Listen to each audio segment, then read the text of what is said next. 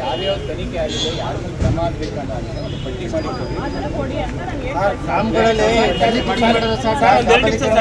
ಈಗ ಹೇಳ್ತಾರೆ ವಿಚಾರ ಹೋರಾಟ ಮತ್ತೆ ಹಿಂದೆ ಏನಿದ್ರು ತನಿಖೆ ಮಾಡಿ ಅವನ ನಿಮ್ಮ ಆಡಳಿತ ವ್ಯವಸ್ಥೆ ಕೊಟ್ಟಿರ್ತಕ್ಕಂಥದ್ದು DS2 ಇದ್ದಾರಲ್ಲ, DS2 ತಾಲೂಕ್ ಪಂಚಾಯತಿಲಿ ಬೈರಸಿದಾರಲ್ಲ, ಅವ್ರು ಕೊಟ್ಟಂತ ದಾಖಲೆಗಳೆಲ್ಲ ಔಚಿಡ್ತಾರೆ. ಇವ್ರು ಪೂರ್ವವಾದಂಥ ದಾಖಲೆಗಳನ್ನ ಕೊಡೋದೇ ಇಲ್ಲ. ಇವ್ರಿಗೆಲ್ಲ ಮಾಹಿತಿ ಬರ್ತದೆ.